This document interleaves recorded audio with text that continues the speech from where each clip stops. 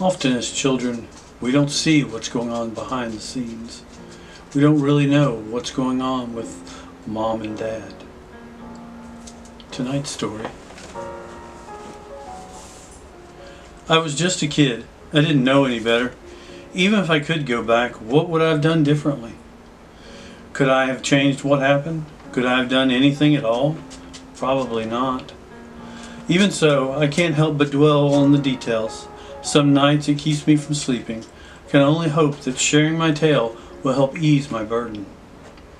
I don't remember much of my childhood before my mother left. My dad told me she had left one night, crept away under cover of darkness.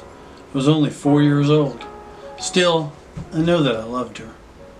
Part of me still does. It's a strange, lingering feeling that doesn't go away. As much as I loved her, I knew that my father loved her even more. I say this because my mother leaving took an immense toll on him. Up until I was about 10 years of age, he would have a nervous breakdown, tears and all, at least once a month. He never told me why, but I know it was because of her. Things changed a bit in my 10th year. We moved out of that house, the one that reminded us of her. My dad pulled me out of the school system and we moved into a cabin out in the middle of nowhere. It may seem a bit drastic, but it was clear that my father needed a change. He wasn't doing so well.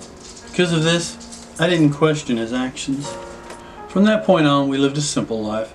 My dad took odd jobs here and there, and seeing as we lived up north, selling firewood was a good supplement to our income. That was my job. I would go out each morning with my axe and split logs for our eager customers. That axe, emblazoned with my name on the handle, meant a lot to me. It meant I was helping our little family survive, and Dad had presented it to me saying he had one similar to it with his own name on the handle. It wasn't much of a life, but it was good enough for us. Comfortable with our new living situation, I was taken completely off guard one night when I heard the sound of crying coming from my father's room. We had been doing so well, so why was he still in such dire straits? Before I could analyze the situation any further, I heard my dad get up and slam the door shut on his way out of the cabin. I was compelled to follow him. Peeking out of the cabin's entrance, I saw my dad storm off into the woods, bringing with him an acoustic guitar. I'd seen the guitar before, and I knew my dad used to play, but I'd never seen him handle the thing. I figured that those years were behind him. Curious as to what he was up to now, I followed him into the forest. I tiptoed, making sure to hide behind trees and avoid stepping on leaves as I went. Eventually, I followed him to a small clearing with a creek running through it. Near the creek was a stump where my dad sat down and adjusted himself until he was comfortable. He looked down at his guitar, closed his eyes, and began playing. I stood in awe of what I was hearing. A haunting mixture of melodious vocals and the rustling of trees in the wind filled the forest. I knew he played, but I never knew he could sing. It was breathtaking, for lack of a better word. These song-filled journeys happened on similar intervals as Dad's breakdowns had in our previous house. When these almost monthly trips would occur, I would follow my dad out to the woods and listen to the beautiful song he'd seemingly written. I didn't know what it all meant, but I could tell, even at age 10, that it stemmed from a place of great pain. I could tell that the somber, heartfelt tune was about losing a loved one. Whenever I tried to picture my mother, the image was always blurry and out of focus, almost as if what little memory I had of her was slipping away.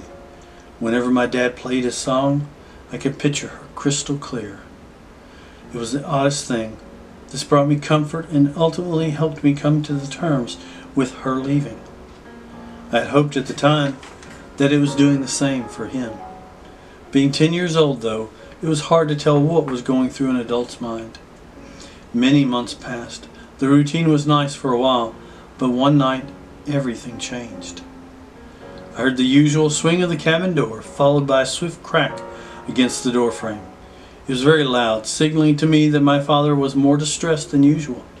I hastily made my way to the door in an effort to follow him, but I stopped for a moment when passing his bedroom. The door was open enough for me to see the guitar leaning against his bed. How peculiar. I wonder why he'd left it behind. In truth, there was only one way to find out. My dad was already at the creek when I arrived. He sat on the stump, motionless and quiet. He was in a sulking position and his eyes were closed. Without his guitar or voice, the forest around him was void of sound. The only thing I could hear was the water in the creek as it trickled by us. Soon enough, my father began singing. I could tell it was the same song he'd always sung, but it sounded off. Without his guitar, his voice was muddy, out of tune, pitchy. There were some awkward highs and lows this night that made my ears hurt. Though his eyes were shut, I saw tears force their way out and watched as they swarmed down his cheeks. Eventually he stopped singing and broke down crying. What happened in the following moments will stay with me forever.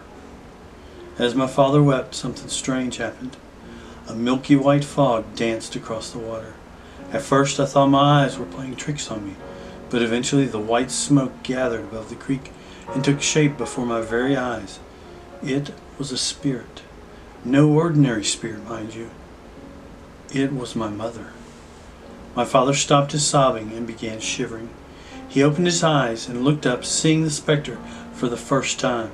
He almost fell backward in fear. The ghost of my mother reached out and began choking my father. His face went from red to blue before my mom stopped. He fell to the ground and gasped for air. I couldn't bring myself to lend him a hand. I was stuck in a petrified state. My father tried to crawl away, but it was no use. My mother began clawing at him. Her nails long and claw-like, she tore through his clothes and eventually his skin. I watched in horror as she reached into his body and ripped out vital organs. His bones snapped like branches beneath her fury.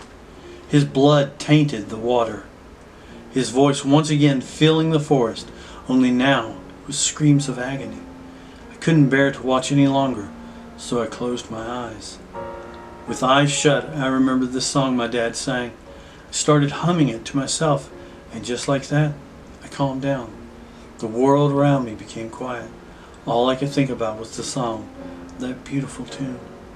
Memories of my parents came through the floodgates as I hummed.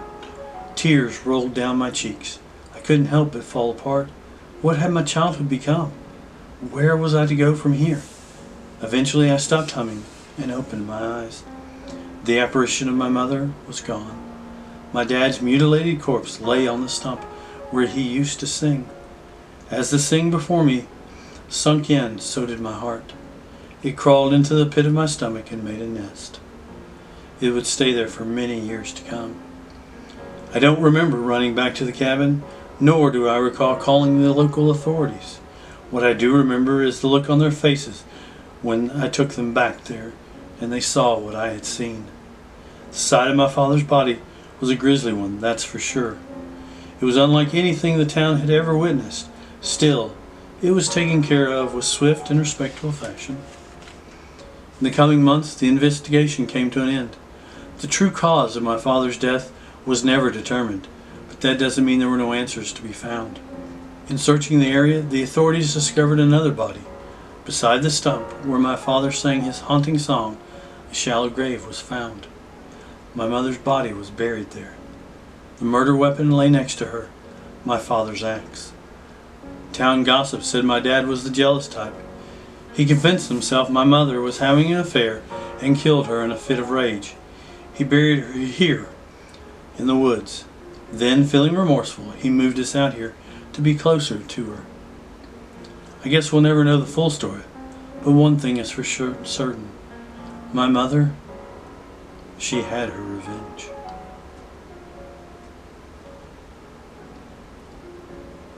My dad keeps going out to the woods at night. Author, Christopher Maxim. Adapted here by Tom Brown.